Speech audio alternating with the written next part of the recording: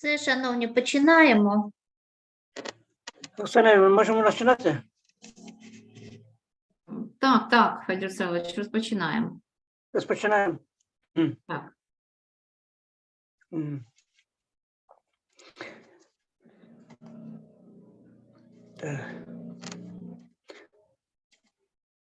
Доброго дня, шановні колеги. Відповідно до рішення вченої ради Сумського національного аграрного університету від 26 вересня 2022 року, протокол за номером 3, за наказом ректора номер 435К від 15.11.2022 року у Сумському національному аграрному університеті утворено спеціалізовану вчену раду для прийняття до розгляду та проведення разового захисту дисертації Лоу-Венжуан на тему розробка технології печива із додаванням порошків з виноградних вичавків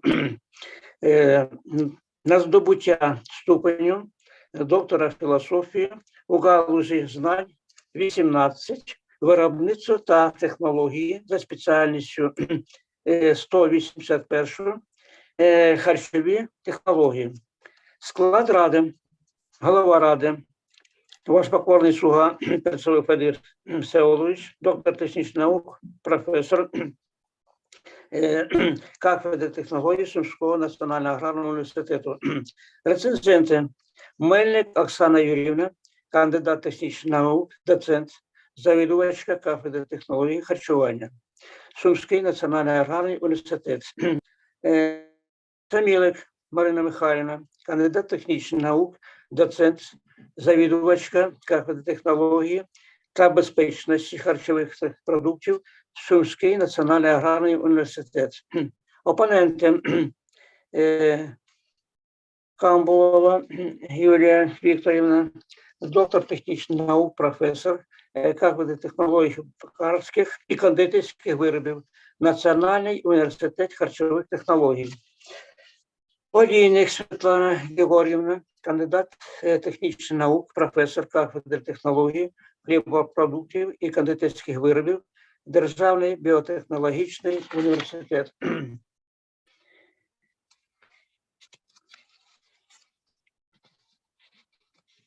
Шановні колеги, прошу зареєструватися. Шановні рецензенти та опоненти, будь ласка. Отже, на підставі реєстраційної картки присутні 5 членів спеціалізованої вченої ради із 5 затверджених наказом ректора за номером 435К від 15.11.2022 року. Кворум необхідний для засідання є, і ми маємо всі офіційні підстави для того, щоб розпочати засідання. Засідання спеціалізованої вченої ради оголошую відкритим.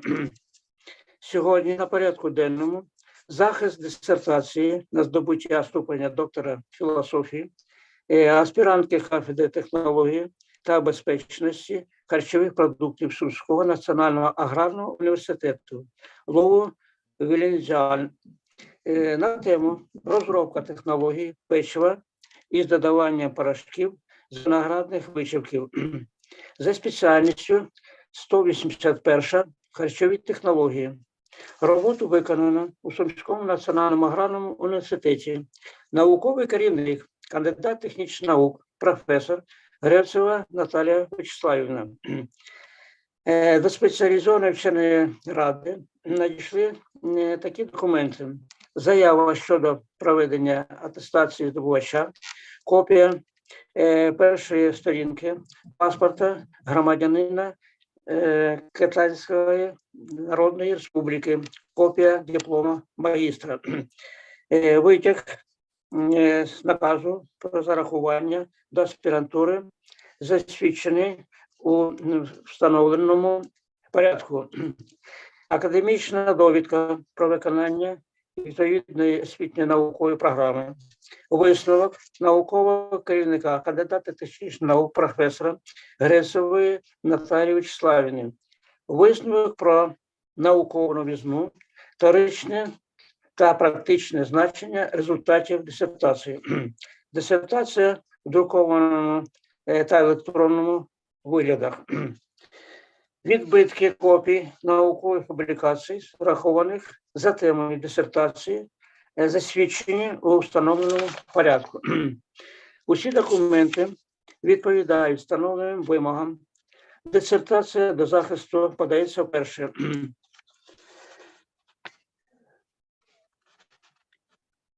Хто запропонований порядок денний? Прошу голосувати. Хто за, проти, утримався? Немає. Пропозиція приймається.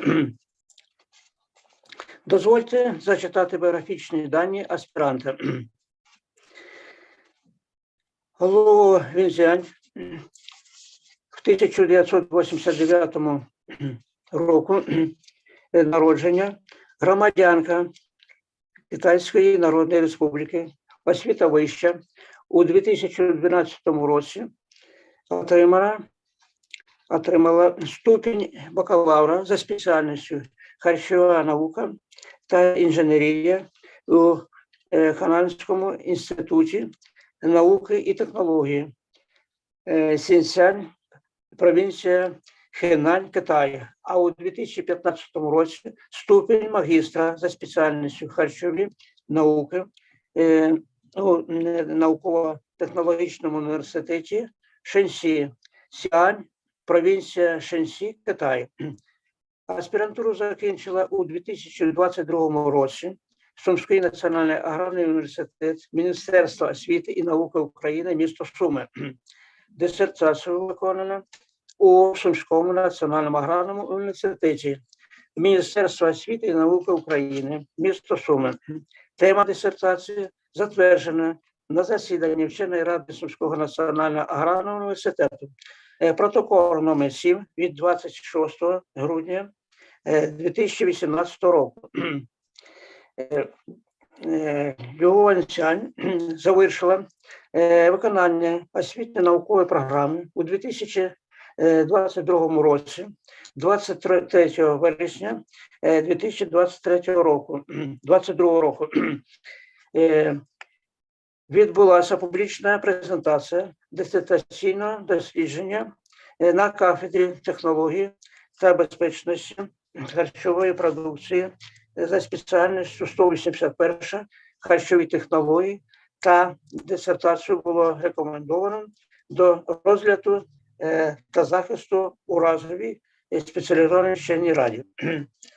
Основні положення та отримання результатів дисертаційної роботи висвітлено у 9 наукових працях, з них 3 наукові праці, що відображають основні наукові результати, оприлюднено у наукових виданнях 2 та 3 кварталів, включених до науково-метричної бази даних Scopus, 2 наукові праці, що додатково відбивають наукові результати, також оприлюднено у наукових виданнях, включених до науково-метричної бази даних Scopus. Одне з них першого кварталу. Наукові публікації відповідають вимогам пункту 8.9 порядку присудження ступеня доктора філософії та скасування рішення разової спеціалізованої вченої ради закладу вищої освіти. Наукові установи про присудження ступеня доктора філософії, постанова Кабінету міністрів України від 12 січня 2022 року за номером 44.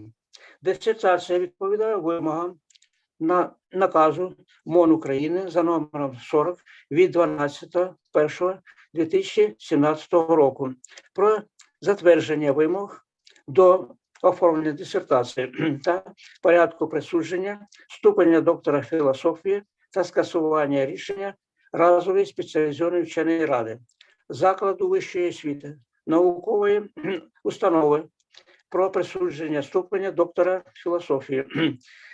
Постанові Кабінету міністрів України від 12 січня 2022 року за номером 44.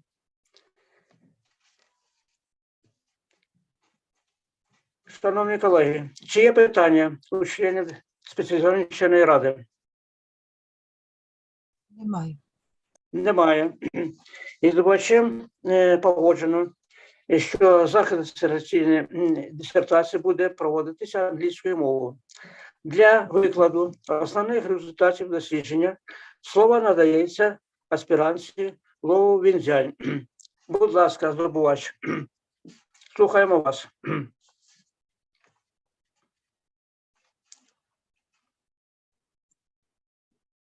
Okay. Ви мене Now чуєте? share my presentation. Будь ласка.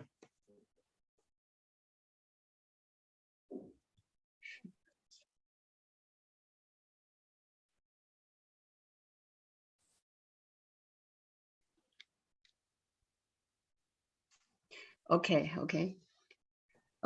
Good morning, professors. My name is Lo Wenjuan, and I feel so excited to be here to share my presentation with you. And my research topic is development of biscuits technology with the addition of grape hormones powders. China ranks first in the world in terms of the amount of grapes grown, 10 million tons per year on average. Winemaking in China has a 1,000-year history. The most popular red grape variety grown in China is Cabernet Sauvignon.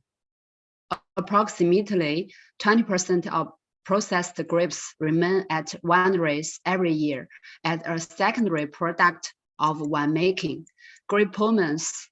However, most of grape pommes was thrown away after winemaking. In recent years, they have attracted the close attention of specialists because of bioactive substances contained in grape pommes. Scientists from all over the world, including those from Ukraine and China, are devoted to the study of the properties and the composition of grape pommes and their processing products.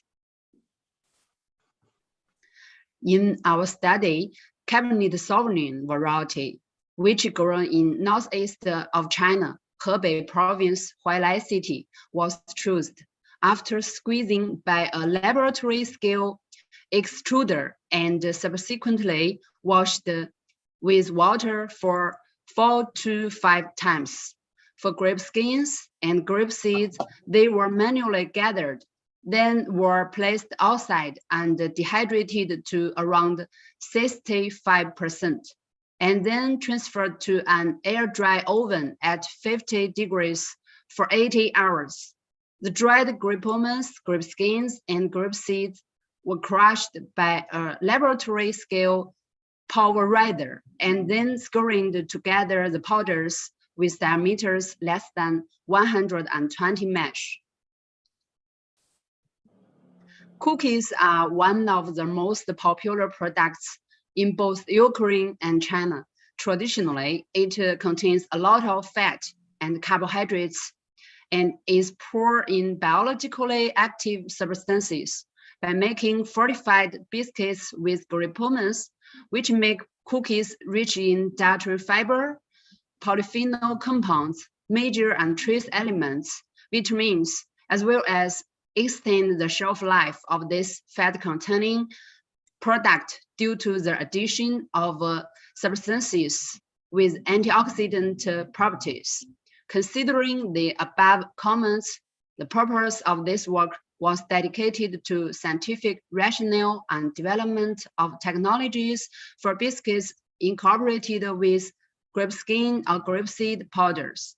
However, the incorporation of wine pommes requires the adaptation of recipes and processing conditions to preserve the quality of baked products Therefore, the following contents were studied. First, preparation of grip-pomace powders and analysis of their nutritive compositions. Second, the influence of carbonate soft-neuron grip-pomace powder addition on the rheological and microstructural properties of wheat dough. Third, the influence of grip-pomace powders addition on the gelatinization and aging properties of wheat dough. Fourth, the processing technology of grip-pomace biscuits. Sensory chemical composition, antioxidant and digestive properties, and aroma components analysis of biscuits. Finally, the shelf life prediction of biscuits was established. Here comes the main results and discussion. From this table, we can see that the main component of the three types of powders is total dietary fiber, the amount of which ranged from 59% to 68%. And here we can see grip-pomace was rich in potassium, sodium, calcium, and magnesium, and etc. Potassium, sodium, and iron, copper are higher in grape skins than that in grape seeds. The polyphenolic compositions of various grape powders were presented here. Grape seeds are abundant in catechin, epicatechin, and gallic acid, which contained higher amount than that in grape skins. The grip-pomace polyphenol extract had a strong capability in scavenging DPPH free radicals, exhibiting higher antioxidant activity than vitamin C, even at a lower concentration. And three types of powders had a significant influence on color of wheat flour, exhibiting decreased brightness and increased dark color compared to the control group. The incorporation with grip-pomace powders could decrease the particle diameters of the composite flour.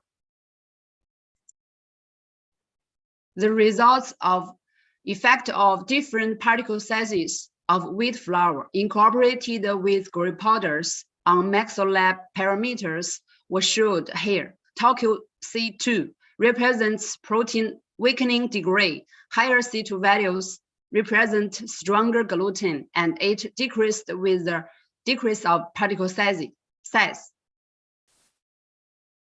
With the addition of grape flour for grape seeds, the water absorption rate increases, but the opposite is found for grape skins.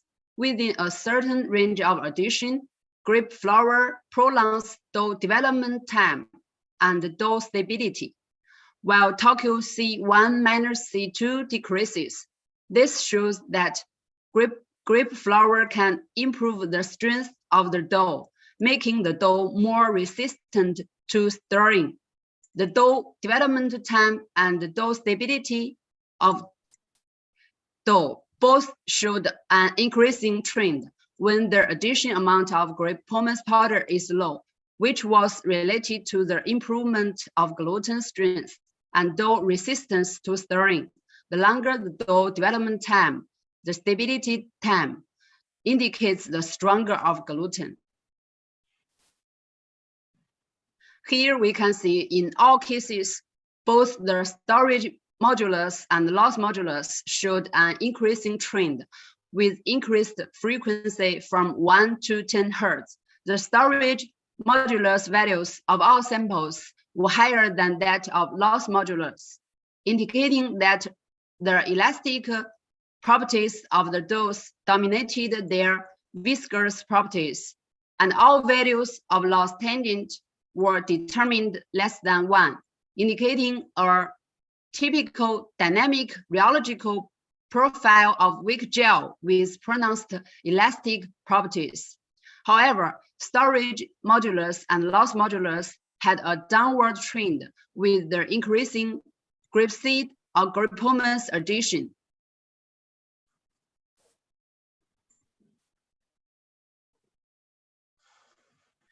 Compared to the control group, the decrease of moduli might be attributed to different interactions between starch granules and different particle sizes of grape seed powder. From here, we can see the starch granules were tightly wrapped and uniformly distributed in the continuous and complete gluten network composed of gluten membrane and gluten chain. The addition of all samples destroyed the network structure of gluten proteins. With the increase of addition level of grape seed, grape skins, or grape pomace, the continuity and integrity of the protein network structure are damaged to varying degrees. However, the thermomechanical results showed that grape powder could increase dose strength. These phenomena might be due to the formation of new cross-linking between polyphenols and gluten protein. The grape pomace concentration among all studied levels did not significantly influence the pasting temperatures. However, the breakdown value increases and the setback value decreases, indicating that the thermal stability decreases. However, the aging degree decreases. The peak, trough, and final viscosity of the mixed flour showed a gradual downward trend. Compared with the control group, the pasting initial temperature T0, peak pasting temperature TP, and the pasting termination temperature TC values of all samples were slightly increased. However, the enthalpy change values showed a significant downward trend, indicating that grape pomace powders had influence on the thermal stability and aging characteristics of wheat flour. This demonstrated that grape pomace powder could improve the thermal stability and aging resistance. Results of MaxLab profile experimental protocol are shown in these figures. After adding grape pomace powders, the gluten strength indexes of flours were all significantly improved. The more the number of test indexes of the tested sample falling into the target index profile, I mean the shadow part, the more satisfied the requirements of flour for the target product. According to the extreme difference analysis, factors of A2, B2, C3, D1 was selected as the best combination of biscuit processing technology. Under these conditions, the biscuit had certain brittleness, moderate hardness, and with obvious grape flavor.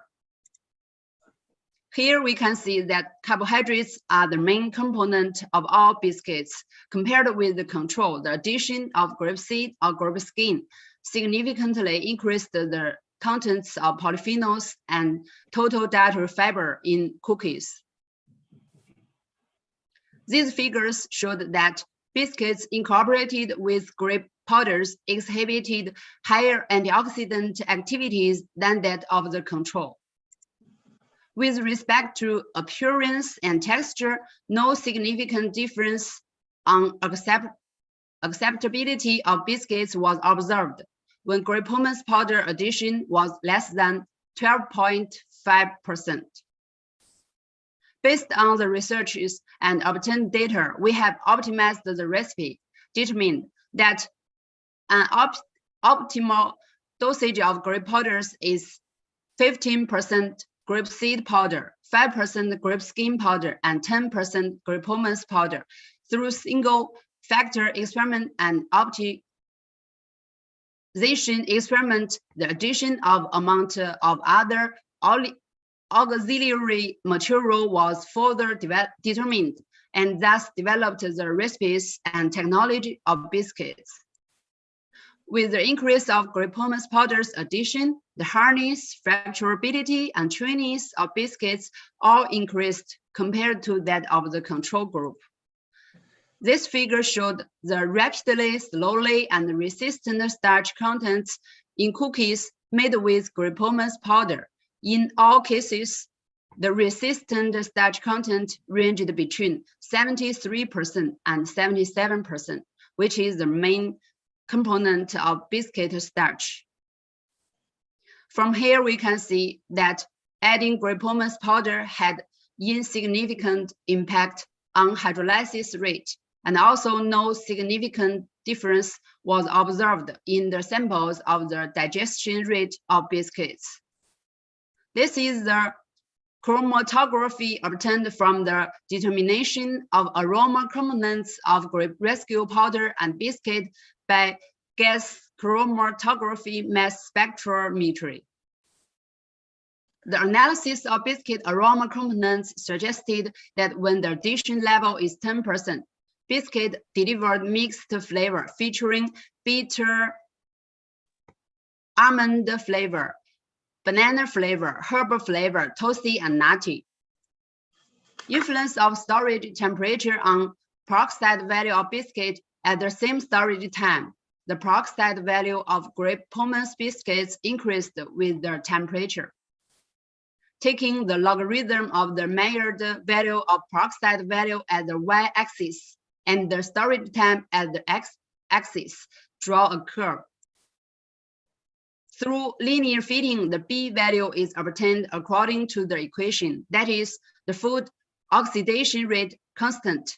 The maximum allowable peroxide value is 0.25%, was substituted into each regression equation, and the shelf life of grape pomace biscuits stored at different storage temperatures was calculated.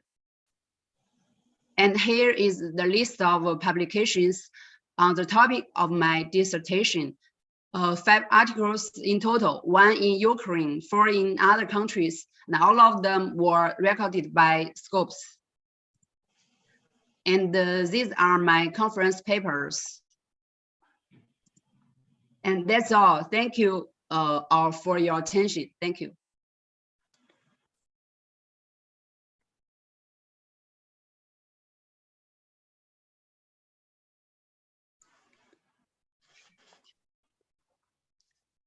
Ви закінчили, шановний здобувач?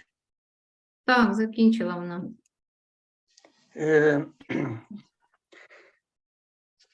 Прошу задавати питання. Будь ласка.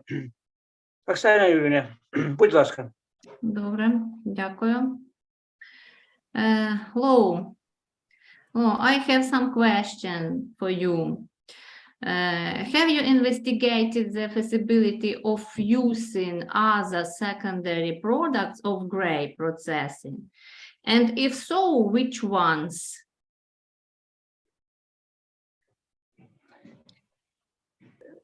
We don't hear. We don't hear.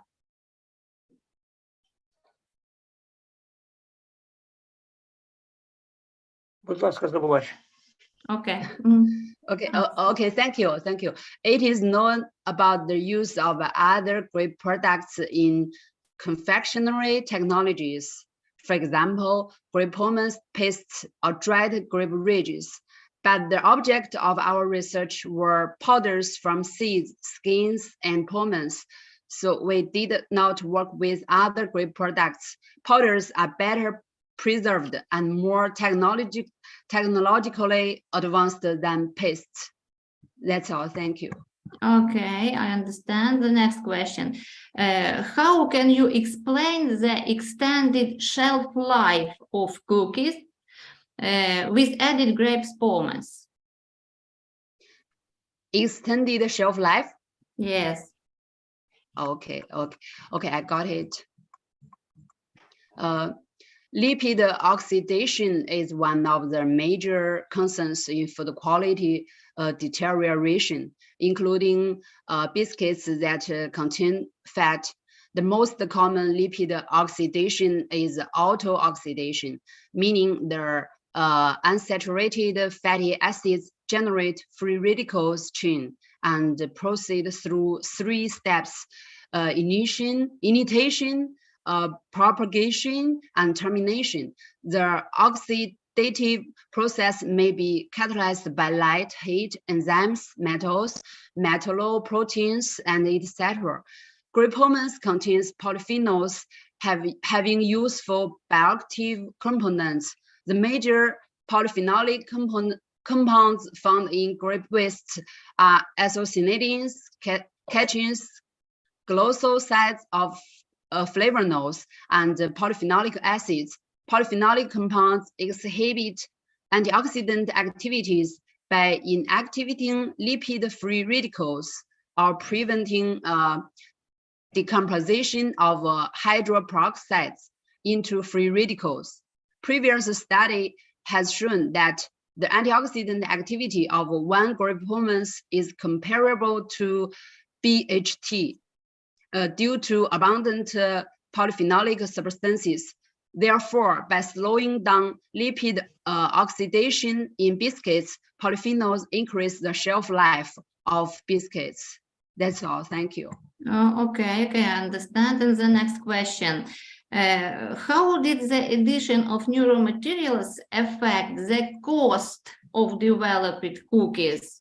And does this technology require the use of additional equipment for implementation? Okay, thank you.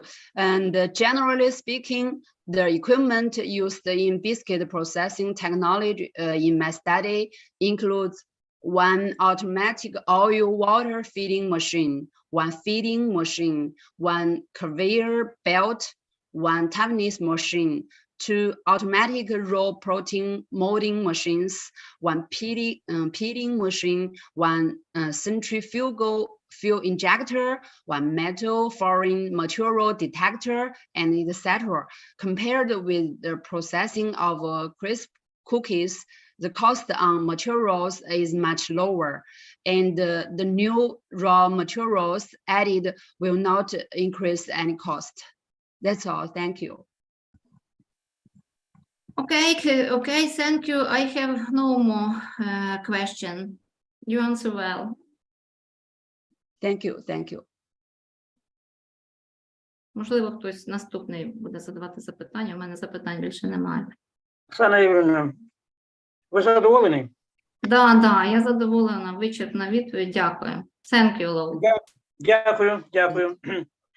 Будь ласка, Самілик Марина Михайлівна. Lou, I have some question too. What is the reason of the choice of cookies as a subject of research? Why this product? Okay, thank you. First, biscuits belong to snack food, accounting for more than half of the snack food market. Biscuits have a very wide audience. A survey in China found that the age of biscuit consumers is concentrated in 17 to 30 years old, but they are still popular among the elderly and children. And I also noticed during my study in Ukraine that there are many kinds of biscuits on the supermarket shelves, indicating that biscuits are very popular in both Ukraine and China. Secondly, my research topic is to add grape hormones powders into wheat flour. It was found that the chemical composition of grape hormones powders could weaken the strength of gluten network and destroy its structure according to my previous studies. Therefore, applying it to bread or Chinese steamed bread is not ideal. Finally, people's living standards have improved in recent years, and people's attention to the health of daily diet has also increased. In order to meet the needs of consumers for healthy diet and on the comprehensive development and utilization of food processing by products, the application of industrial byproducts with antioxidant components and dietary fiber added to baked foods is becoming more and more extensive. Therefore, a kind of dietary fiber fortified cookies with grape hormones powders was chosen as a subject of my research. Thank you. Okay, thank you. Next question. What determinants of choice of grape variety for research? Okay. I choose the grape variety of Cabernet Sauvignon in my research. The latest research from the University of Adelaide showed that Cabernet Sauvignon has replaced the Aran as the largest grape variety in the world. Cabernet Sauvignon ranks first among 44 countries that account for 99% of the global wine production. Interestingly, the boss of our local wine enterprise came to me and said that he was worried about how to deal with the grape dregs left from the wine production because the local government condemned its direct disposal, and he could provide me with the raw materials for deep processing of wine pomace for research. Therefore, the source of raw materials of Cabernet Sauvignon varieties is rich for my topic, and it can also solve the problems of wine production enterprises. So finally, I choose the Cabernet Sauvignon. Thank you. Thank you. Next, you have researched the antioxidant properties pomace extract. Yes. Yes. Are these properties retained during baking? Thank you. Yes, the antioxidant properties are preserved during the baking. This is confirmed by my research on the antioxidant properties of biscuits with the addition of grape powders. The experimental results showed that although the antioxidant effect of biscuits still exists after high temperature baking, however, the scavenging ability of biscuits on DPPH free radicals and hydroxyl free radicals and reducing power are not as good as that of grape pomace extract. However, compared with biscuits without grape pomace powder, the antioxidant capacity of biscuits with grape powders has been significantly improved. That's all. Thank you.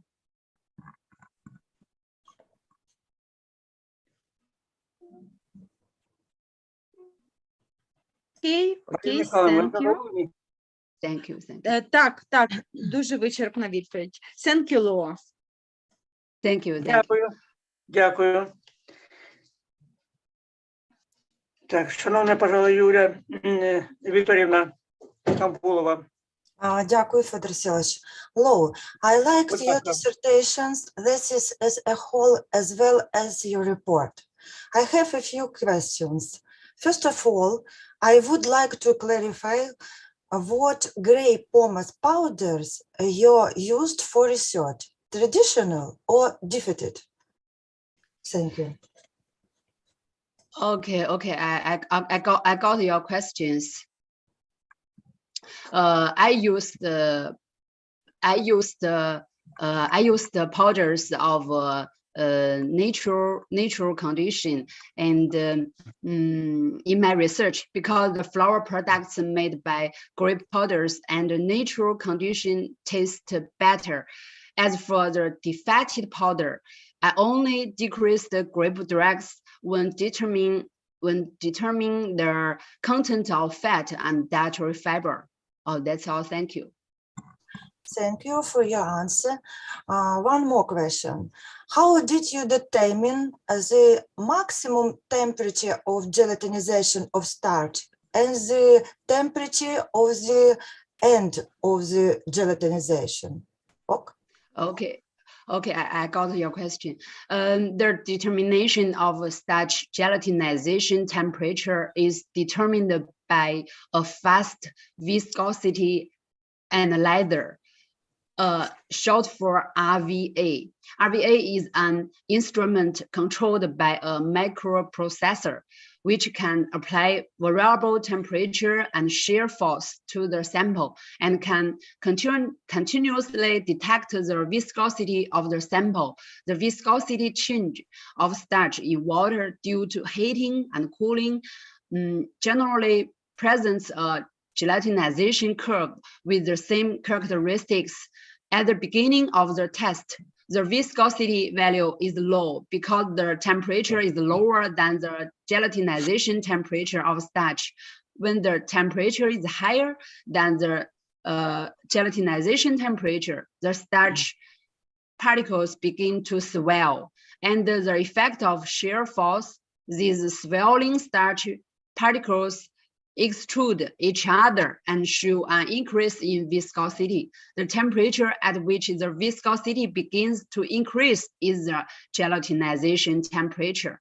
This temperature may be related to the stability of other components in the sample and reflect the energy consumption.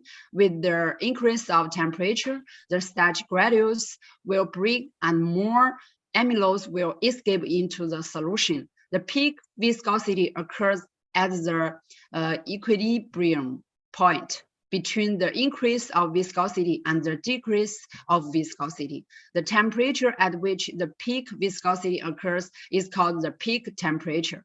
As the mixture gradually cools down, there will be more or less polymerization between starch molecules, especially between amylose molecules. When the concentration is sufficient, gel can be formed, and the viscosity increases to the final viscosity, and the temperature at this time is the final temperature. And that's all. Thank you. Thank you, Lou. Everything is clear. I have no more questions. У мене немає питань більше, Федор Селович. Я задоволена. Да.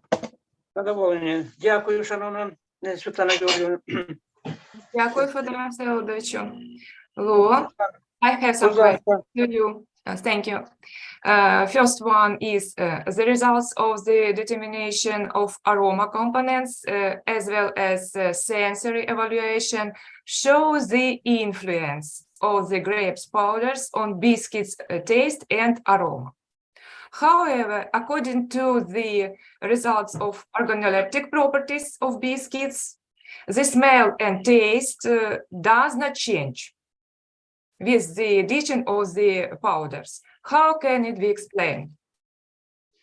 Okay, generally speaking, less oil and sugar was used in the recipe of making toughness biscuits. The standard ratio of oil to sugar,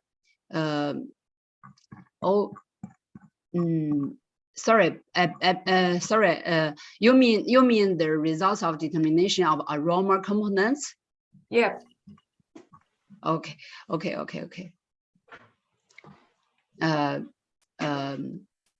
Let me think.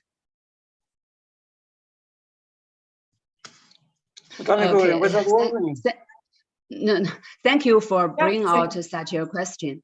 I want to give my explanation here.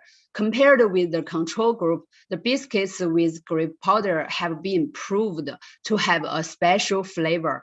This can be confirmed according to the attachment summary of aroma components of grape pomace powder and biscuits in table 4.11. This is a simple summary of the sensory quality of biscuits. It is a provisions in national standards documents that biscuits have no peculiar smell. And I think I should mark out here in table 4.11 the difference between the control group biscuits and those added with grape powder in taste and smell. Thank you. That's all. Thank you. It's clear. I see. Thank you. And one more question. Please comment on the results of the determination of the antioxidant activity of the grape pomace polyphenol extract and vitamin C. Do obtained results agree with the data of other researchers? Okay, I got it clear. As shown in figure 3.2, at the same mass concentration, I would like to explain here that the grape pomace polyphenol extract turns into powder under freeze drying conditions and is prepared into the same concentrations as vitamin C solution. Then taking vitamin C as an control group, the scavenging ability of DPPH free radical, hydroxyl free radical, and the reducing power of the two are measured respectively. The results showed that the scavenging ability of grape pomace polyphenol extract is higher than that of vitamin C. Some other researchers' results are consistent with mine. Soon found that the scavenging ability of DPPH free radical of one rescue polyphenols is slightly lower than that of vitamin C, and the scavenging ability of ABTS free radical, hydroxyl free radical, and superoxide anion free radical is higher than that of vitamin C. The reason for this little difference could be attributed to grape varieties and growth conditions, as well as the extraction times, extraction solvents, and extraction methods used of grape rescue polyphenol extract. That's all. Thank you. Thank you. It's interesting. I'm satisfied with the answers. That's all. Більш немає в мене питань. Дякую, дякую. Ви задоволені, Світлана Григорівна? Так, я повністю задоволена. Дякую, дякую. Шановні колеги, дозвольте і мені задати питання. Підскажіть, будь ласка, які нормативні документи ви використовували при виробництві вашого печива?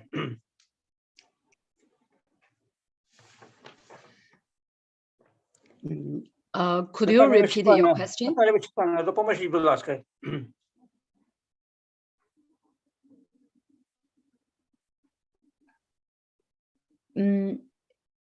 Could you speak in English?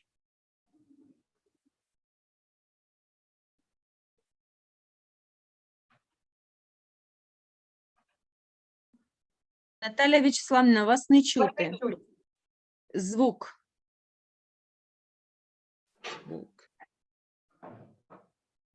Is it normal? Чути? What normative documents did you use when you made your biscuits? What normative documents did you use? What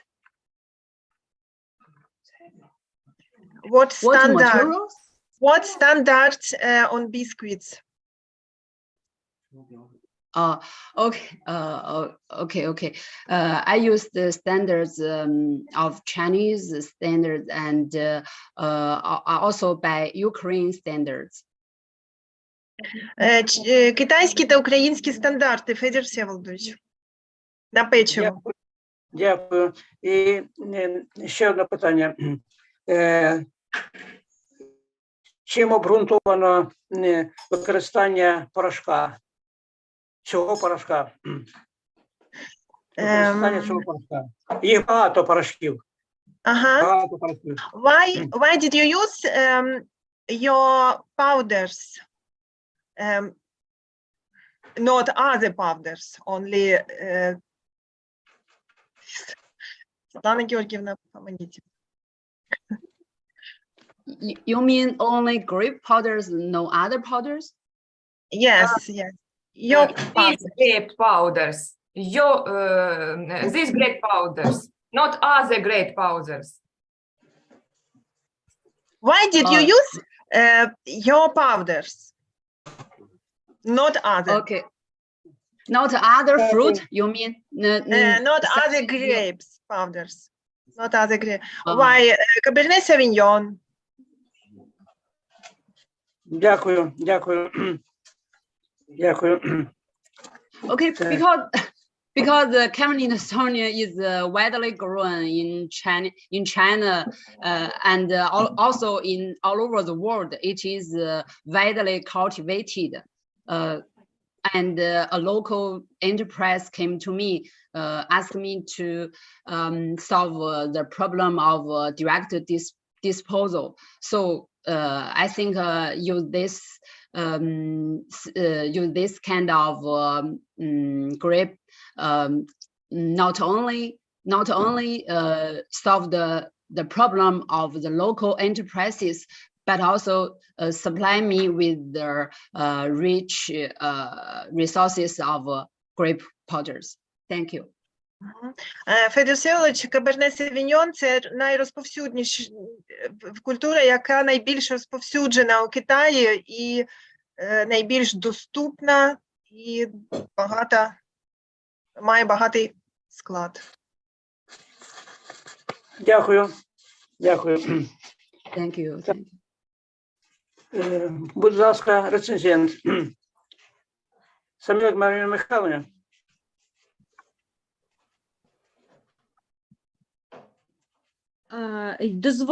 Дякую, Федір Всеволодович. Дозвольте не зачитувати всю рецензію, з нею ознайомлений здобувач. Єдине дискусійні питання. Підскажіть, колеги, зачитувати чи просто хай здобувач дасть відповідь? Зачитуйте.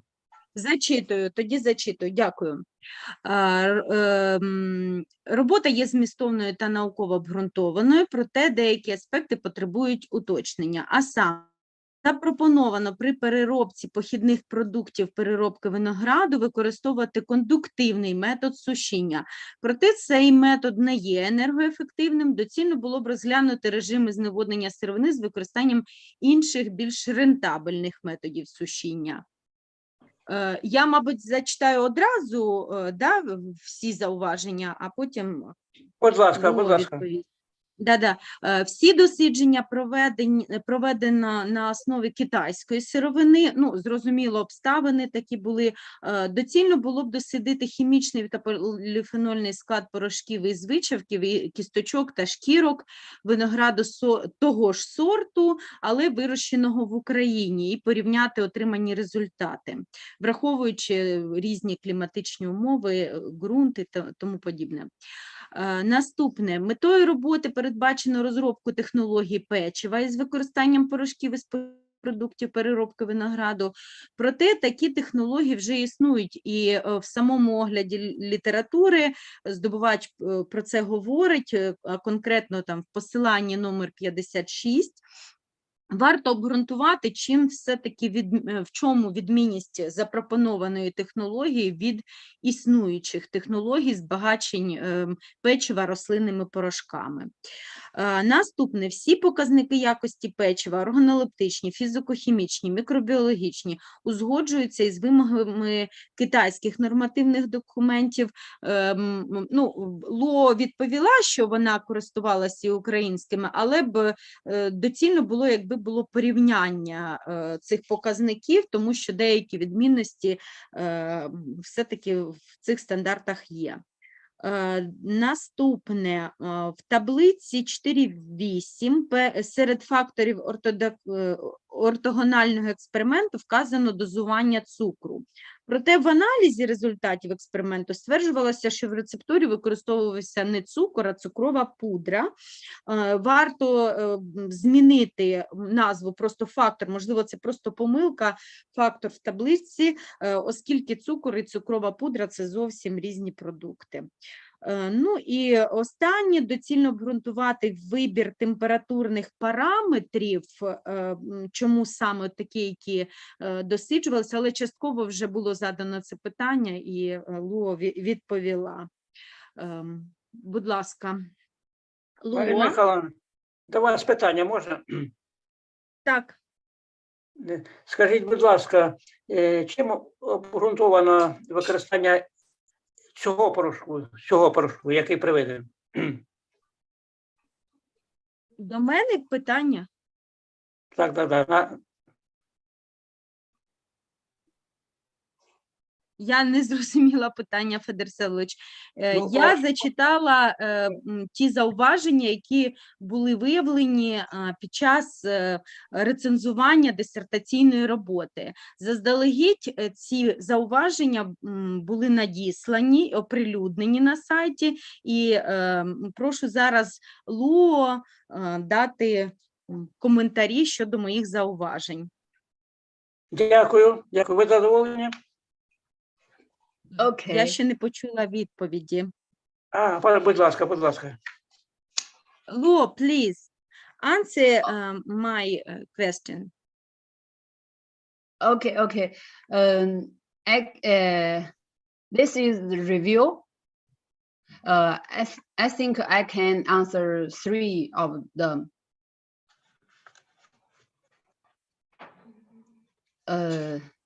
The first is I think the first I'd like to answer the section 5 study on shelf life prediction of grape pommes biscuits.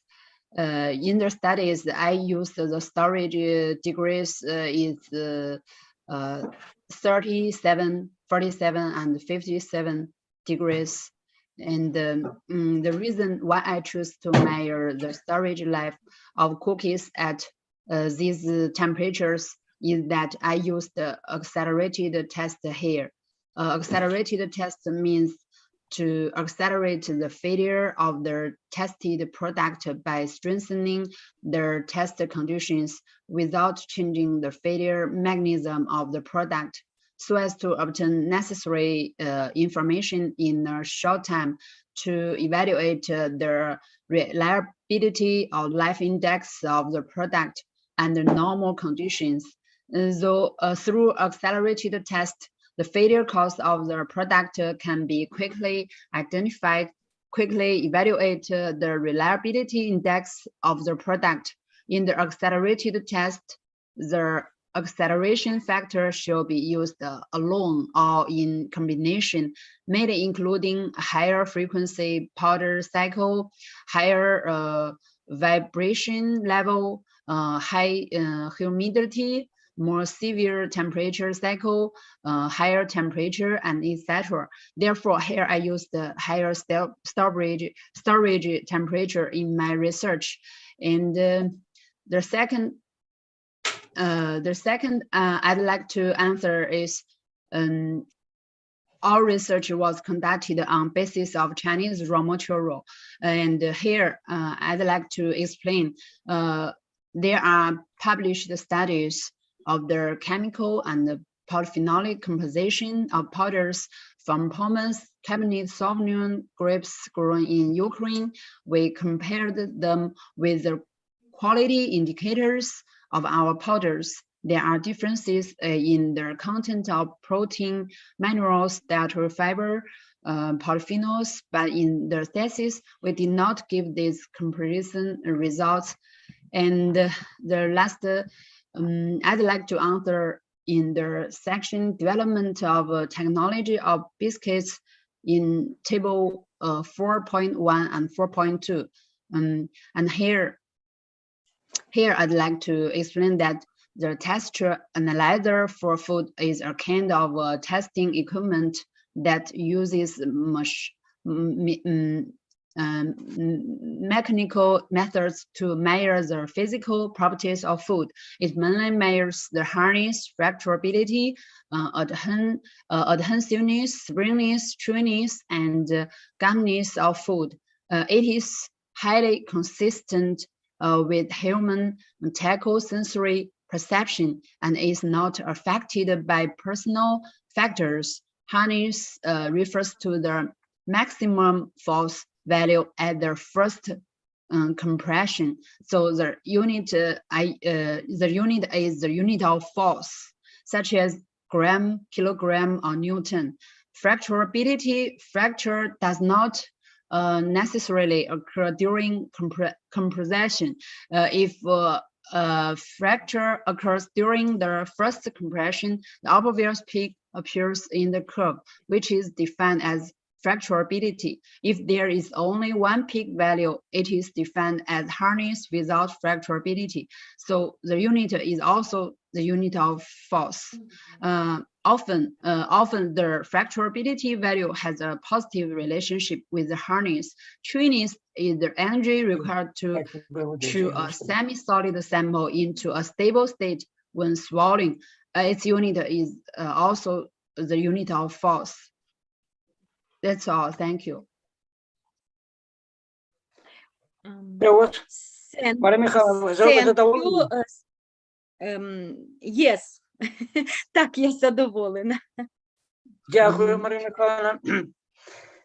Я запрошую до виступу офіційного опонента, шановні колеги, Камбулову Юлію Вікторівну, доктора технічних наук, професора кафедри технологій пекарських і кондитерських виробів, Національний університет харчових технологій. Будь ласка, Юлія Вікторівна. Дякую. Дякую, Федор Всеволодович. Шановні колеги, на мій відгук також є на офіційному сайті університету. Я думаю, що велика частина громадськості, яка зацікавлена з ним, ознайомилась. Дозвольте мені зупинитися лише на трьох важливих аспектах. Це актуальності, практичній значимості, науковій новизні і зачитати свої побажання до дисертаційної роботи. Дозволяєте? Будь ласка. Дякую. Будь ласка. Отже, на розгляд було подано дисертаційну роботу, що представлена на здобуття наукового ступеня доктора філософії, яка складається зі вступу, 5 розділів, висновків, списку використаних джерел із 224 найменувань і додатків. Матеріали дисертації викладено на 120 сторінках, містять 34 таблиці і 27 рисунків. Актуальність теми дисертації. Безумовно, дисертаційна робота і тема, яку обрав дисертант, актуальна, тому що створення безвідходних технологій є прогресивним напрямом для всіх галузей харчової промисловості. Велика кількість вторинних продуктів виробництва накопичується на харчових підприємствах, консервних заводах, спиртових, виноробних, пивоварних і інших, і потребує додаткових затрат на подальшу переробку і утилізацію. Такі додаткові витрати підприємства на переробку вторинних ресурсів підвищують собівартість готової продукції, внаслідок чого далеко не всі підприємства цей напрям приймають і підтримують. У тому числі переробку вичавків не застосовують більша частина підприємств в галузі виноробства, а утилізація виноградних вичавків призводить до забруднення оточуючого середовища. Поряд з цим відходи виноробства, вичавки, шкірочки, кісточки є цінним концентратом біологічно активних речовин, що спонукало науковців до розроблення щадних технологій їх переробки на порошки. Але рецептур і технологій харчових продуктів із застосуванням порошків не досить багато. Тому тема дисертаційної роботи «Лоу-Вінзюань», яка дозволяє означити можливі шляхи реалізації порошків із побічних продуктів виноробного виробництва, є актуальною, своєчасною і перспективною для впровадження. У роботі визначено напрям можливого застосування порошків, отриманих із конкретного сорту винограду – Каберне Савіньйон, вирощеного у східній частині Китаю.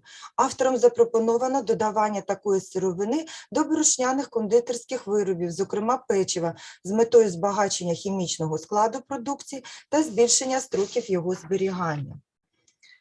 Наукова новизна досліджень притаманна всім розділам дисертаційної роботи.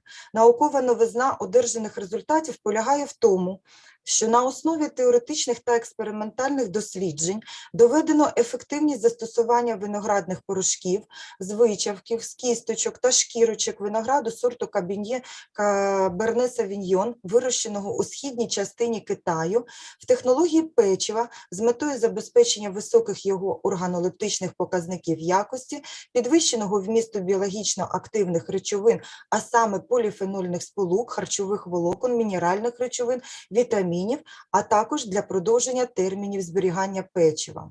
Автором вперше визначено вплив виноградних порошків з вичавків, з кісточок та шкірочок винограду сорту Каберне Савіньйон на структурно-механічні властивості модельної системи тіста з пшеничного борошна, на особливість формування клейковинного каркасу та на процес клейстеризації крохмалю, і показано, що виноградні порошки збільшують час утворення та стабільність тіста, значно значно підвищують його міцність, порушують цілісність та безперервність клейковинного каркасу, знижують параметри процесу клейстеризації крохмалю. Автором вперше досліджено процес травлення печива з додаванням виноградних порошків з вичавків, кісточок та шкірочок сорту винограду Каберне Савіньйон, вирощеного у східній частині Китаю інвітро, і встановлено, що рівень швидкозасвоєного крахмалю зменшується зі збільшенням додавання порошку, тоді як повільно засвоюваний крохмаль збільшується. Автором вперше досліджено вплив виноградних порошків на формування смако-ароматичних речовин печива і показано, що печиво має змішаний смак, який охоплює смак гіркого мигдалю, банану, трав, смак смаження та горіховий смак. Автором вперше встановлена залежність терміну зберігання печива від температури зберігання на основі аналізу зміну пероксидного числа. Виведено кинетичне рівняння, яке дозволяє розрахувати термін придатності продуктів за різних температур зберігання. Практична складова дисертаційної роботи полягає у встановленні можливих шляхів реалізації вторинних продуктів виноробства східного регіону Китаю, виноградних порошків з метою збереження їх цінного хімічного складу та зменшення забруднення навколишнього середовища від утилізації виноградних вичавок. Із урахуванням експериментальних досліджень автором розроблено рецептури та технологічну інструкцію на печиво з додаванням порошків з вичавків винограду Каберне Савіньйон. Результати дисертаційної роботи можуть бути використані у навчальному процесі при вивченні дисциплін теоретичні основи харчових виробництв, методи контролю харчових продуктів, загальні технології харчових виробництв, а також під час проведення фундаментальних та прикладних досліджень у напрямку розвитку технологій борошняних кондитерських виробів або переробки вторинної рослинної сировини.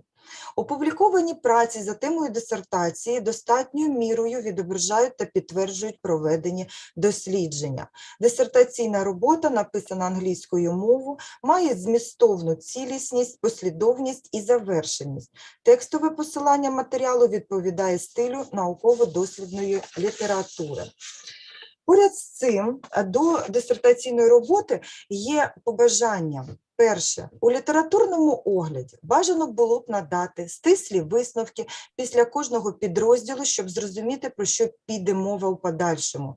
Також не завжди авторам надаються підсумкові конкретизовані висновки після підрозділу експериментальних досліджень, які б спрощували сприйняття отриманих результатів.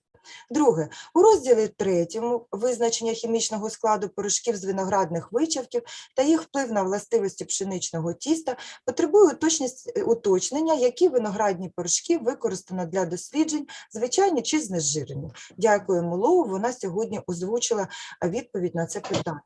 Третє. Результати визначення хімічного складу виноградних порошків, таблиця 3.1, свідчать, що кількість харчових волокон більша, ніж вуглеводів загалом.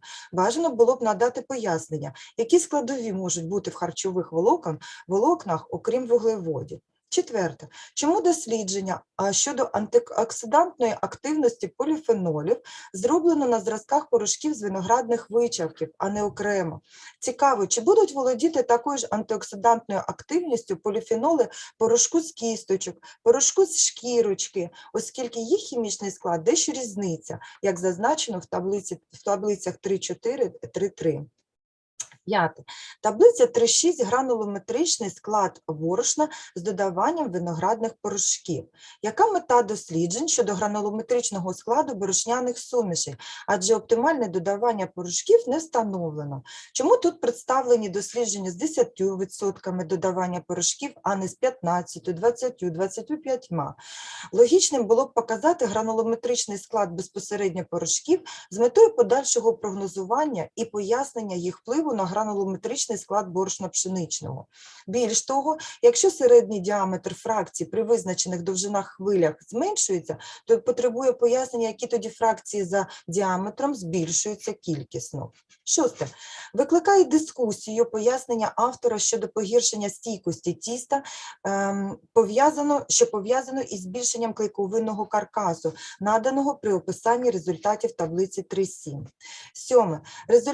Результати досліджень досліджень термічного аналізу клейстеризації пшеничного борошна з додаванням виноградних порошків, що надані у таблиці 3.13, показують, що максимальна температура клейстеризації за значеннями менша за температуру закінчення клейстеризації. Як це можна пояснити? Знову ж таки, сьогодні ми отримали від дисертанта дуже вичерпну відповідь. Восьме. У розділі «Розробка технології печива» у таблиці 4.1.4.2 важко зрозуміти кореляцію між результатами визначення хрупкості, твердості і жувальної здатності. Якщо збільшується твердість, чому збільшуються результати жувальної здатності або сили, за поясненням авторам, необхідної для перетворення зразка зі стану, який можна жувати, у стан, який можна ковтати. До того ж, чому результати визначення жувальної здатності як необхідної сили представлено у грамах. 9. Потребують пояснення автора результати, надані в таблиці 4.13, загальний хімічний склад печива з додаванням 10% порошків з виноградних кісточок шкірочок. Чому зроблено дослідження з 10% виноградних порошків, адже їх кількість за результатами оптимізації різна. Також цікаво, чому за однакового вмісту порошків спостерігається однакова кількість сирого білку, що дещо не узгоджується з даними, представленими у таблиці 3.1 хімічний склад виноградних порошків. 10. При оцінці впливу технологічних параметрів на органолептичні показники таблиці 4.7 було указано, що оптимальна температура випікання печива 165 і 155 градусів Цельсія, оскільки сенсорна оцінка за цих температур випікання досягає максимуму. При температурі 180 градусів, як стверджує автор, вироби набувають гіркого смаку, проте в технологічній схемі і технологічній інструкції надає рекомендації по випіканню 170-180 градусів. І останнє. Розділ 5. Дослідження терміну придатності печива з виноградних вичавків. У дослідженнях часу зберігання печива незрозумілим є вибір автором дослідних температур зберігання продукції 37, 47 і 57 градусів Цельсію. Адже за державним стандартом України і в розробленій технологічній інструкції додаток А рекомендовано зберігати печиво за температур 18 плюс-мінус 5 градусів. Але наведені зауваження і побажання по дисертаційній роботі не є принциповими і не знижують загальної позитивної оцінки роботи. Дисертаційна робота Лоу Віньюан є самостійною, завершеною, кваліфікаційною науковою працею, актуальною, направленою на вирішення завдання, удосконалення технології печива із використанням порошків з вичавків, а також з кісточок та шкірочок винограду сорту Каберне Савіньйон, вирощеного у східній частині Китаю, з метою підвищення його якості, харчової та біологічної цінності, подовження термінів зберігання. Робота містить нові науково обґрунтовані результати і відповідає спеціальності 181 харчові технології. За змістом, обсягом досліджень, науковою новизною, практичним значенням та оформленням, дисертаційна робота розробка технології печива із додаванням порошків з виноградних вичавків відповідає вимогам пунктів 9, 10, 11 порядку проведення експерименту з присудження ступеня доктора філософії, затвердженого постановою Кабінету міністрів України номер 167 від 6 березня 2019 року. А її автор Лоу Віньюан заслуговує на присудження наукового ступеню доктора філософії за спеціальністю 181 харчові технології. Офіційний опонент Камбулова Юлія Вікторівна. Дякую, у мене все. Лоу, please my questions. Дякую, Юлія Вікторівна, за детальний доклад. Здобувач, будь ласка, відповіді. Okay. I'd like to answer two of them. The first is why is there research on the antioxidant activity of polyphenols done on samples of powders and not separately? I wonder if the polyphenols of the powder from the seeds and powder from the skin will have the same antioxidant activity because their chemical composition is different. Yes, the type the types and contents of polyphenols in grape seeds and grape skins are different, which also leads to their different antioxidant properties. The reason why I studied the antioxidant properties of grape pomace powder is that I want to make full use of one grape pomace, which includes grape seeds, grape skins, and a small amount of grape stems, because when making enterprises generally do not separate grape seeds and grape skins in consideration of their cost. Therefore, the antioxidant properties of grape rescue powder and grape rescue biscuit were studied here. And the second is, how can it be explained that the granulometric composition of mixtures of wheat flour with powders differs according to D50 in tables 3.6 and 3.7.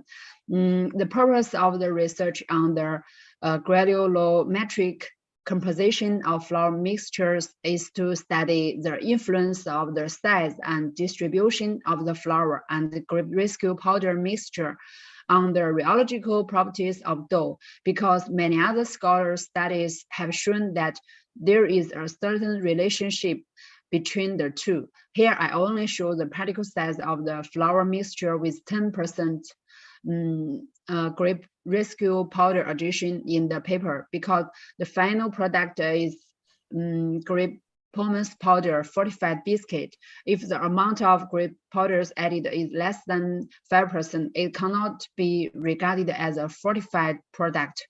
According to the results of the preliminary experiment, it is found that sensory quality of the product with addition of more than 10% is not ideal, so only 10% of the added amount is finally displayed. In fact, in the preliminary experiment of particle size, I measured the addition of 0%, 2.5%, 5%, 10%, 15%, and 20% of the added amount, but only 10% displayed here. As for the reason why for the difference of D50 values in table 3.6 and 3.7, I would like to thank you for bringing out such a question. This should be because the test powders may not be crushed at the same time. However, they all showed a trend of decreasing particle size, and I will try to avoid the impact of this error on the experimental results in future research work. That's all. Thank you. Thank you, Lou, for your answer. Федір Селич, у мене немає питань, я задоволена. Дякую, Юлія Вікторовна. Дякую. Я перепрошую, Федір Селодич, можливо, логічніше ще послухати другого рецензента перед тим, як наступного. Оксані Юріївні Мельник. Зараз буде Да, дякую, перепрошую. Дякую.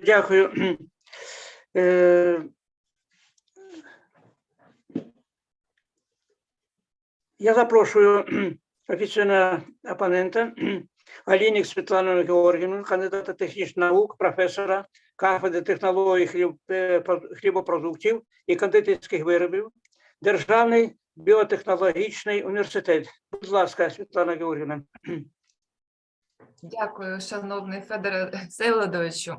Шановні колеги, дозвольте мені також не зачитувати, не представляти відгук у повному обсязі, оскільки наукова спільнота мала змогу з ним ознайомитися, і шановна здобувачка, і керівник, і тому, будь ласка, я з вашого дозволу звернусь озвучу тільки, на мій погляд, найважливіші моменти, які важливо озвучити зараз. Актуальність презентації. Дякую. Серед асортименту борошняних кондитерських виробів значною популярністю в Україні та Китаї користуються різні види печива, що зумовлюються привабливим зовнішнім виглядом, смаком, ароматом, а також відносно невеликою вартістю. Разом з тим, відомо, що переважна більшість таких виробів характеризується низьким вмістом необхідних фізично-функціональних інгредієнтів. Також відомо, що для покращення нутрієнтного складу харчових продуктів, у тому числі і борошняних кондитерських виробів, доцільним є використання вторинної рослинної сировини як природного джерела біологічно активних речовин. З цієї точки зору заслуговують особливої уваги виноградні вичавки, відходи виноробства, що містять значну кількість мікронутрієнтів, антиоксидантів та інших необхідних для організму людини компонентів. Науковим підходам до використання продуктів переробки виноградних вичавків у технологіях борошняної продукції присвячено значну кількість наукових праць. Їх аналіз свідчить, що на хімічний склад, технологічні властивості виноградних вичавків суттєво впливають регіон та погодні умови вирощування винограду, а також застосовані технології виробництва вина. Сьогодні Китай є одним з найпотужніших виробників вина і входить до трійки світових лідерів за обсягом вирощування винограду, найбільш поширеним сортом якого, як ми сьогодні вже зрозуміли, є Каберне Савіньйон. Неперероблені виноградні вичавки у значних кількостях накопичуються на виноробних підприємствах, що негативно впливає на стан навколишнього середовища. Впровадження нових технологій борошняних кондитерських виробів з продуктами переробки виноградних вичавків дозволить не тільки покращити стан харчування населення, але й знизити екологічне навантаження на природні об'єкти. Таким чином, дослідження, спрямовані на розробку технології печива підвищеної харчової цінності, покращеної якості, подовженого терміну зберігання, з використанням порошків, одержаних з вичавків винограду сорту Каберне Савіньйон, вирощуваного у східній частині Китаю, є актуальними. Ступінь обґрунтованості та достовірності наукових положень.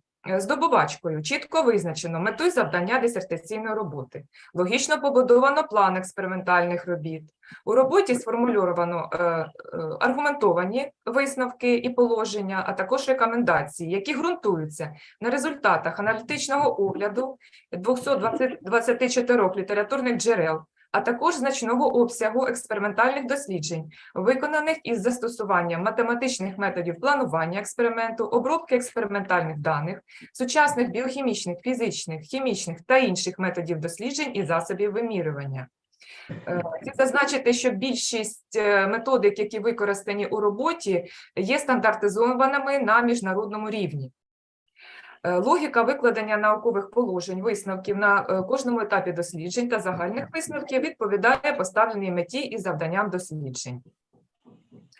Отже, все викладене свідчить про обґрунтованість та достовірність наукових положень, висновків і рекомендацій. Аналіз дисертаційної роботи дозволяє зробити висновок щодо важливості наукового внеску здобувачки у розв'язання важливої проблеми створення нових борошняних кондитерських виробів покращеного нутрієнтного складу з застосуванням вторинної рослинної сировини. У дисертаційній роботі науково обґрунтовано технологію печива з використанням порошків із вичавків, кісточок та шкірочок винограду сорту Каберне Савіньйон, вирощеного у східній частині Китаю, яке характеризується подовженим терміном зберігання, високими органолептичними фізико-хімічними показниками якості, підвищеним вмістом антиоксидантів, харчових волокон та інших фізіологічно-функціональних інгредієнтів. До найбільш важливих положень наукової новизни можливо віднести наступні. Визначено закономірності впливу дослідних порошків із виноградних вичавків, кісточок та шкірочок на формування структури тіста з пшеничного борошна, який виявляється у підвищенні часу утворення стійкості та міцності, порушенні цілісності клейковинного каркасу. Доведено зміну параметрів клейстеризації крохмалю у присутності дослідних порошків. Встановлено високу антиоксидантну активність печива з додаванням порошку з виноградних вичавків на підставі даних про зростання активності поглинання радикалів DPPH та гідроксильних радикалів відновленої активності. В умовах інвітро доведено зниження рівня швидкозасвоюваного крохмалю та підвищення рівня повільно засвоюваного крохмалю. Отримано нові наукові дані про склад ароматичних компонентів печива з додаванням дослідних порошків, що свідчать про наявність в ньому комплексі ароматів гіркого миндалю, банану, трав, горіхового, а також аромату смаження. З використанням залежностей зміни пероксидного числа від температури зберігання печива з додаванням виноградних вичавків одержано математичну модель для прогнозування терміну його придатності. Практичне значення роботи. На основі теоретичних та експериментальних досліджень автором розроблено технологію печива із додаванням порошків з вичавків винограду сорту Каберне Савіньйон та запропоновано асортимент нової продукції з підвищеним вмістом біологічно активних речовин. На нові види печива розроблено проєкт нормативної документації. Важливо відзначити, що впровадження запропонованих рішень матиме соціальний ефект за рахунок розширення асортименту оздоровчих кондитерських виробів, а також сприятиме зниженню рівня забрудненості навколишнього середовища за рахунок переробки відходів виноробства. Результати роботи також можуть бути використані у освітньому процесі. Результати роботи достатньо повно викладені у наукових публікаціях. І дозвольте перейти до дискусійних положень та зауважень щодо змісту дисертації. Перше. У огляді літератури доцільно було більше уваги приділити аналізу технологічних аспектів використання виноградних вичавків у виробах з пшеничного борошна. Це б дозволило ґрунтовніше підійти до вибору дослідного інтервалу виноградних порошків у роботі.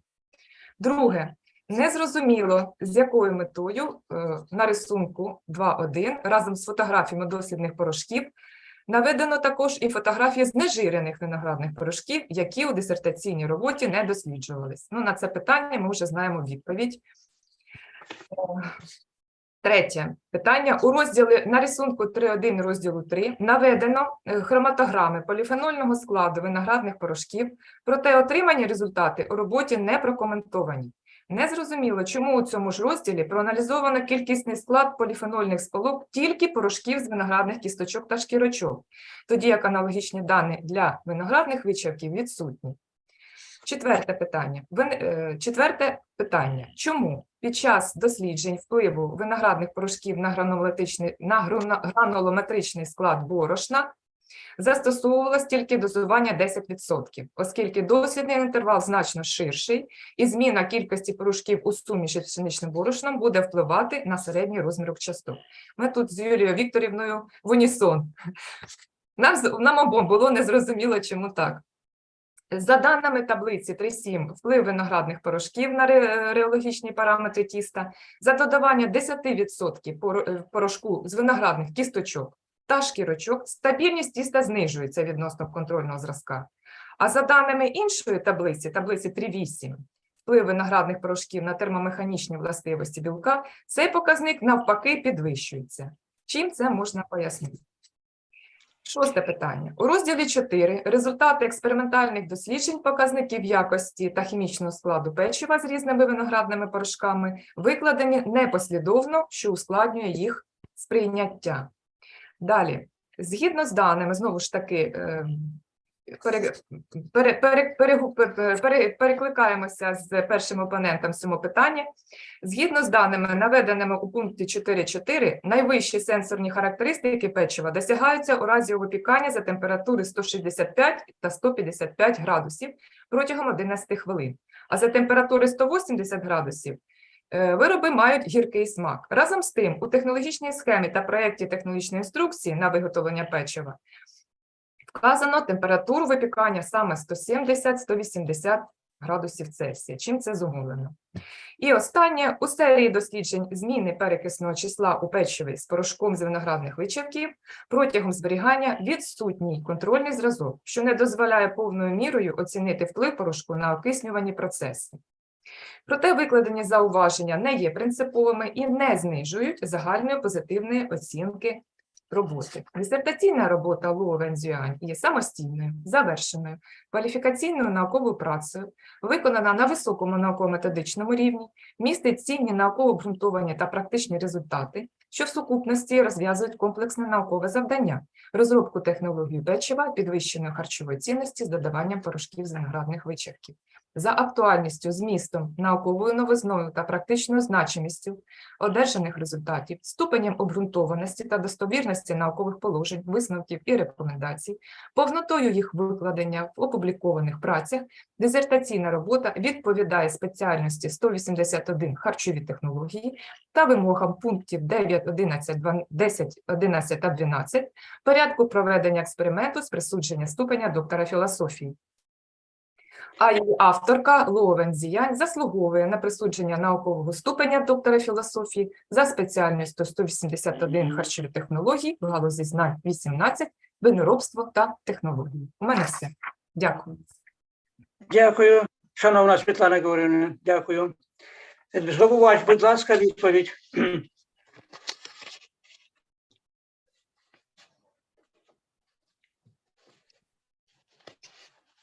Ло.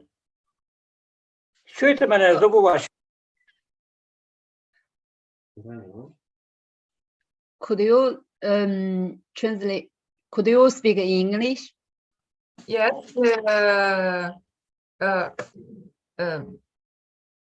You need ask to my questions.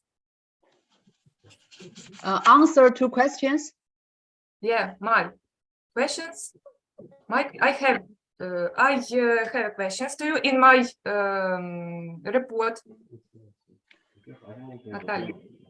Okay, and so now I should answer two of them, right? Okay. Yes. Okay. I'd like to answer my explanation that the decrease in the stability of the dough is connected with the increase in the gluten framework given in the described results of the table 3.7.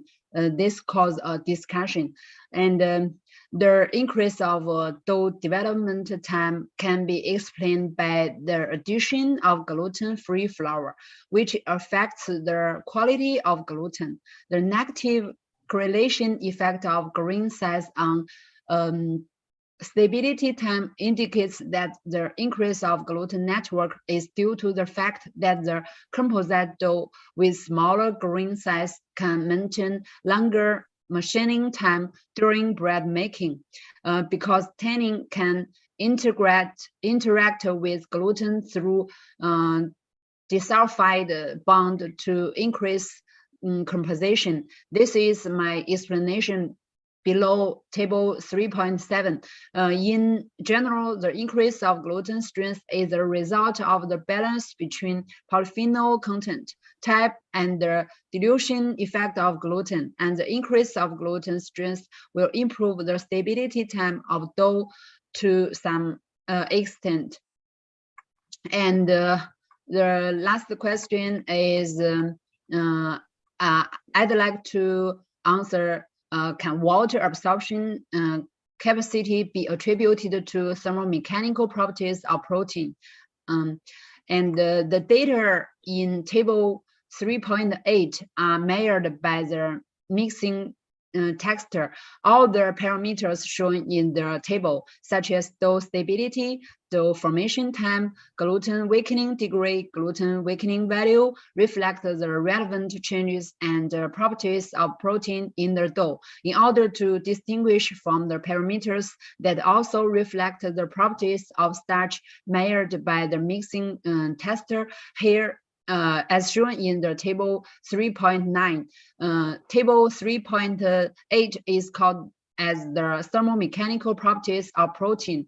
Table 3.9 is called thermomechanical protein properties of starch.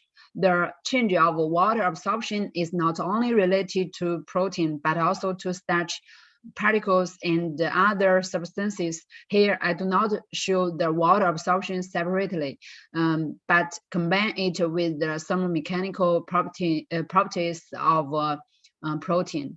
That's all. Thank you. Thank you. Thank you. I see. Юлія Вікторовна, ви задоволені? Світлана Георгіївна задоволена? Світлана Георгіївна задоволена. Дякую, Федор Федорович. У нас ще Оксана Юріївна. Ще Оксана Юріївна. Якщо дозволите, я буквально кілька слів скажу. Я також знайомилася з роботою Ловен. Я погоджуюся з зауваженням колег, і для того, щоб не займати багато часу, скажу тільки ті зауваження, які я побачила. По-перше, коли додавали порошок з виноградних вичавок у тісто. Чому для мене не зрозуміло, чому крок був спочатку 2,5, а потім 5%. Доцільно було пояснити. І друге зауваження. Доцільно було б дослідити вплив гранулометричного складу порошків на якість напівфабрикатів і готових виробів. Тому що, як практика показує, якщо кісточки подрібнювати, то все-таки органолептика дещо може відчуватися в готових виробах. І третє зауваження останнє. Бажано було б, по тому, що представила аспірантка, я побачила, що використовували порошки для приготування затяжного печива. На мою думку, бажано було б дослідити вплив додавання порошків на інші види печива, яким чином, щоб їх можна було додавати в печиво. А так, в цілому, я вважаю, що всі висловлені зауваження, вони не зменшують значимості цієї роботи. Робота ЛОУ, вона має актуальність, звичайно, практичну новизну і може бути представлена до захисту, що тільки що ми і чули. Дякую, Федір Всеволодович. Так, дякую вам. Будь ласка, Самілик Марина Михайлівна. Федір Всеволодович, я більше не маю питань. В принципі, здобувачка відповіла на всі мої зауваження, на питання, які в процесі дискусії виникли. Тому погоджуюся з колегами, що робота дійсно відповідає всім вимогам і здобувач заслуговує на присудження наукового ступеня доктора філософії. Дякую. Дякую.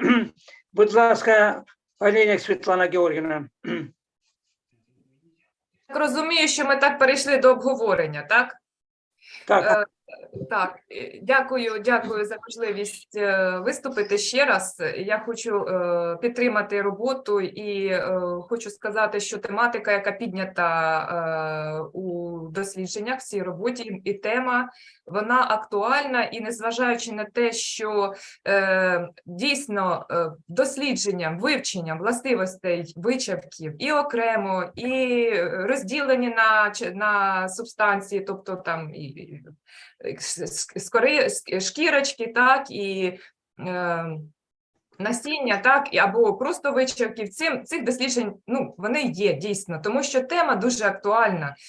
Взагалі, тема валоризації вторинної сировини і повернення її у технології – це важливий аспект. І він піднімається багатьма країнами, і у Китаї це дуже актуально, особливо тому, що велика кількість переробляється винограду, вирощується, і це і виноробство, але там ще й інші продукти, тому вирощується багато. І взагалі є такі перспективи, що до 2050 року в Китай взагалі може вийти в лідери. Якщо він зараз там в десятці, п'ятірці лідерів, то це тільки зростатиме об'єми переробки. І потрібно ці вичавки переробляти, що і нам сьогодні пояснила шановна здобувачка, що до неї звернулися підприємства, які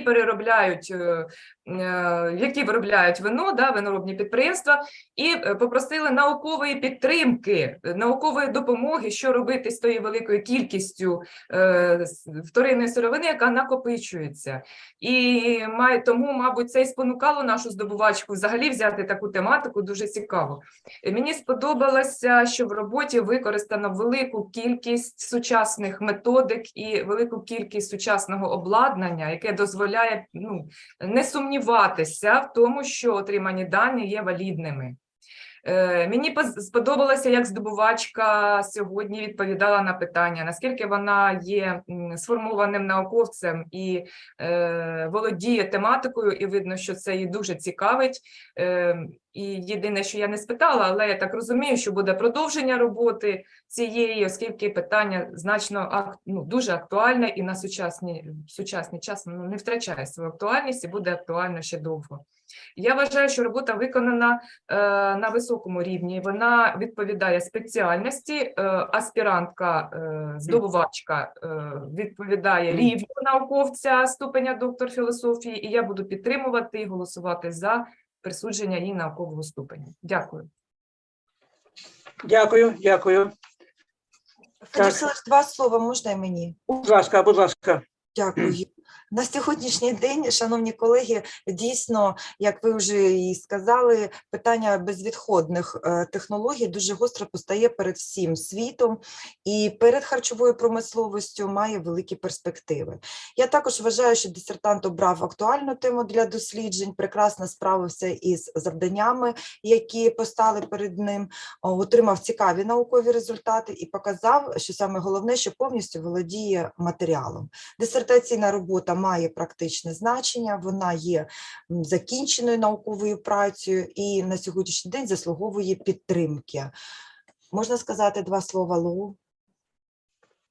Скажіть без Лоу. Your scientific results are interesting and perspective. I am satisfied with your answers. I wish you success in the future and I will support you. Thank you. Федор Селеш, в мене все. Дякую, дякую. Ще хто не виступав, шановні колеги? Всі виступили, Федор Селеш. Я скажу два слова. Я підтримую роботу, вона актуальна і має перспективу на перспективу для апробації промишлених підприємствах.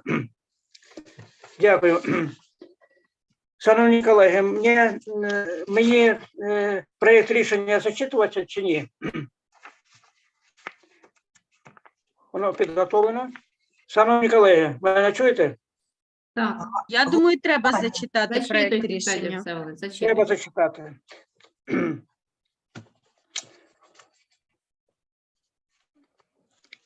Нами попередньо було розроблено проєкт рішення спеціалізованої вченої ради. Дозвольте його зачитати, шановні колеги.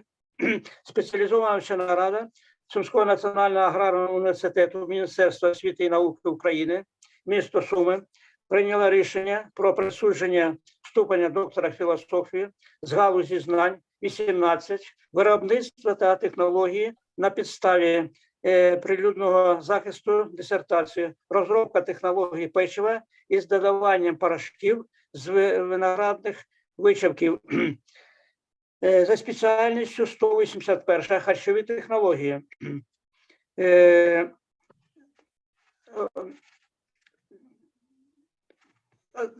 Аспірант 1989 народження, громадянка Китайської Народної Республіки, освіта вища.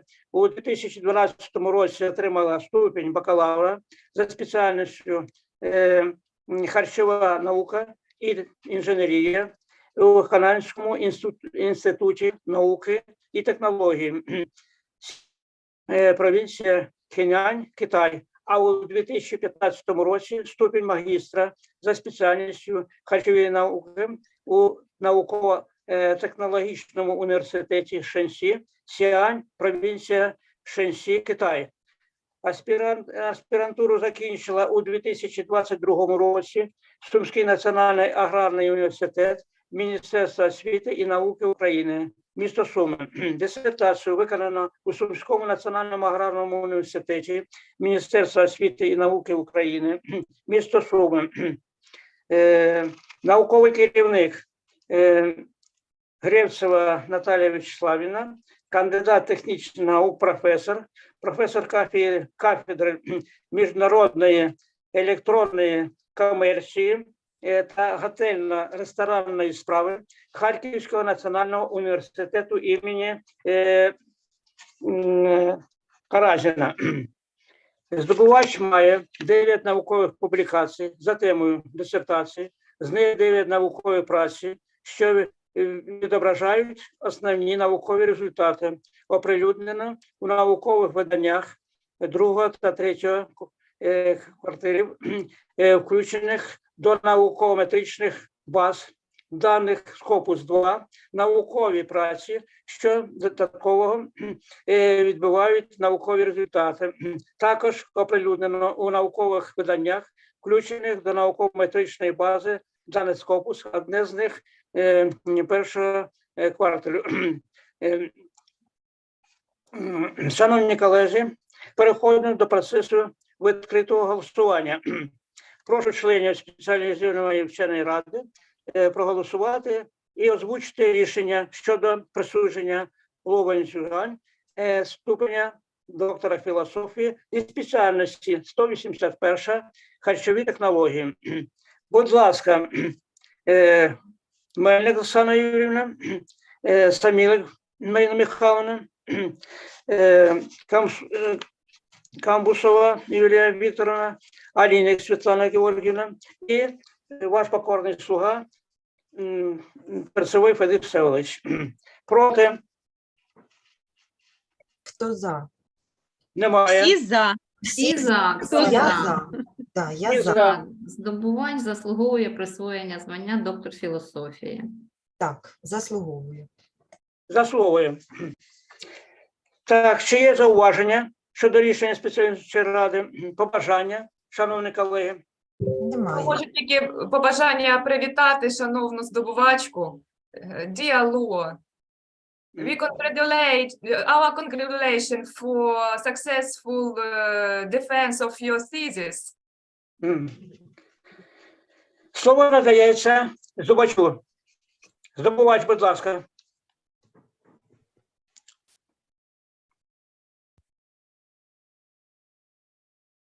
We don't hear you.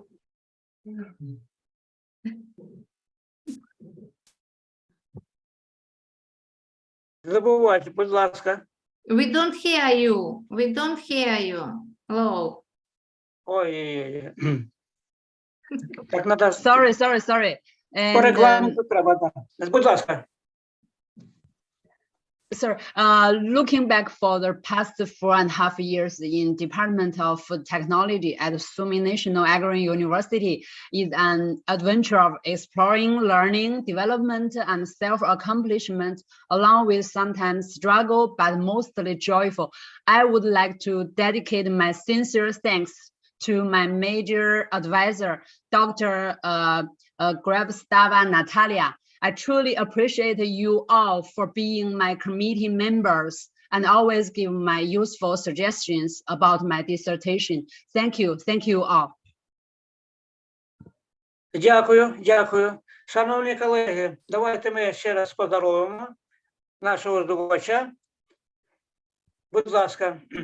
Якщо можна, буквально один маленький коментар. Я б хотіла подякувати не лише Лу, а й Наталії В'ячеславівні як керівнику, тому що її вклад в цю роботу теж досить суттєвий, вважаючи особливі обставини, в яких працювали над дисертаційною роботою, і пандемія, і війна, але вони молодці, справилися з роботою, робота вийшла дуже гарна. Дякую, Наталя В'ячеславівна, дуже приємно, що у нас на кафедрі є такий професор, викладач, дуже приємно було з вами співпрацювати.